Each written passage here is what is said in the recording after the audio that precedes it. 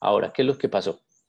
La gente de Berkeley, pues, ¿cierto? En esta universidad analizaron pues esos problemas y se propusieron diseñar un nuevo sistema de archivos que permitiera pues desarrollar, mejorar pues esos problemas de desempeño que tenía el Unix File System.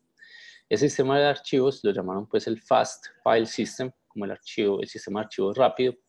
La idea es que basado en el sistema de archivos de Unix, pues mejoraban algunas actividades de localidad, teniendo en cuenta que la idea era mejorar el desempeño de ese sistema de archivos.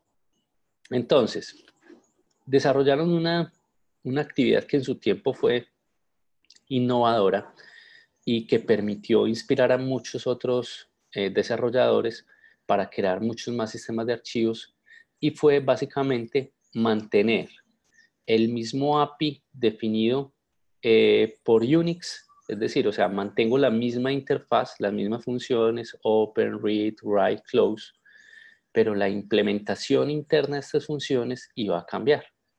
¿Eso qué aseguraba? Aseguraba primero que este sistema entonces mantenía una compatibilidad con aplicaciones escritas pues para otro sistema de archivos anterior, que era el Unix File System, pero internamente mejoraba el desempeño pues de ese sistema.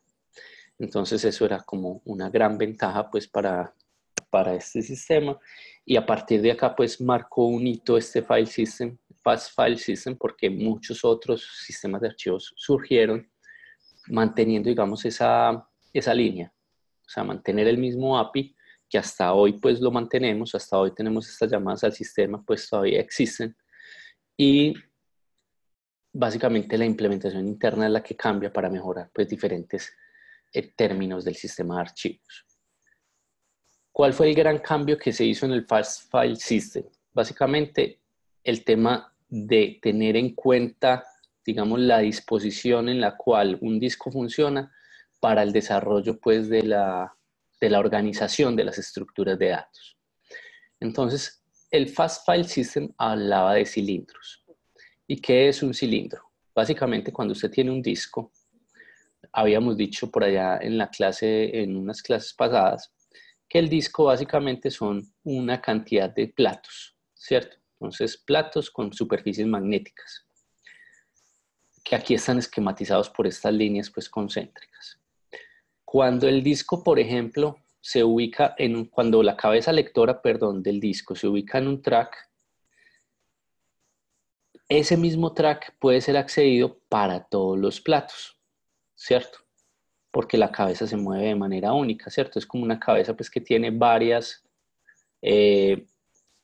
un brazo que tiene varias cabezas y que todas acceden al mismo track.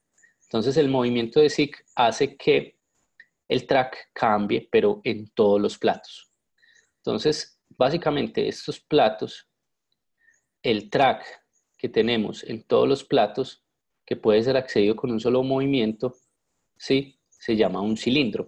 Y tiene la particularidad que para acceder a los datos de este cilindro, a todos los datos de este cilindro, yo no tengo que hacer ningún movimiento del brazo. Entonces es como una estructura de datos relacionada de acuerdo al funcionamiento del disco. Sí. Entonces, la idea es que, por ejemplo, todos los tracks negros que vemos acá pueden accedidos con el mismo movimiento. Todos los tracks pues grises oscuros, los grises claros, los grises intermedios pueden ser accedidos en el mismo movimiento. Entonces tienen una localidad ellos, ¿sí? Es decir, el tiempo que me demoro para acceder a un dato, por ejemplo, de un track, acá va a ser el mismo que me demoro acá y acá, porque pueden ser accedidos de manera simultánea de acuerdo a la tecnología de construcción de los discos duros magnéticos. ¿Listo? Magnéticos. Entonces, teniendo en cuenta esta organización por cilindros que existe en los discos duros magnéticos, y eso existe hasta hoy en día, el Fast File System decidió desarrollar grupos en el disco, y los grupos pues eran grupos de cilindros. Es decir, aglomeraba una cantidad de bloques en los cuales esos bloques pues eran relacionados entre sí porque pertenecían básicamente a los mismos cilindros, ¿sí? Al mismo cilindro.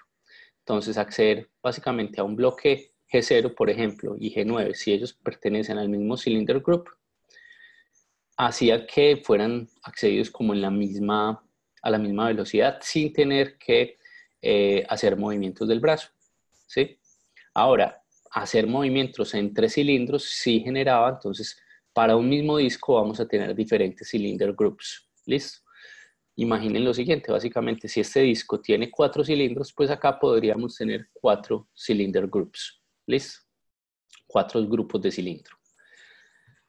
Ahora, ya no voy a ver entonces el disco como una estructura lineal desde el bloque 0 hasta el bloque N, sino que vamos a ver el disco como una estructura que va a tener varios grupos, ¿sí? Un grupo por cada cilindro, desde el bloque 0 pues hasta el bloque N, pero ahora divididos en diferentes grupos, el grupo 0, el grupo 1, el grupo 2, el grupo 3, por ejemplo, para este caso. Entonces pasamos de esta estructura lineal y plana a una estructura pues ya un poco más compleja, donde tenemos un disco dividido en diferentes grupos. Al hacer esta división, entonces, la idea era que los grupos pues mantuvieran un principio de localidad que mejorara el desempeño, evitando pues hacer tiempos de búsqueda. Entonces la idea es almacenar dentro de cada grupo información relacionada, ¿sí? Para evitar que se desarrollen esos movimientos del brazo, que ustedes saben pues que esos movimientos mecánicos son los que realmente ralentizan un disco duro magnético, ¿cierto? Básicamente entonces lo que definía el Fast File System es que la asignación de archivos y directorios se hacía relacionadas para el mismo grupo. Ya vamos a ver cómo se hace pues esa asignación.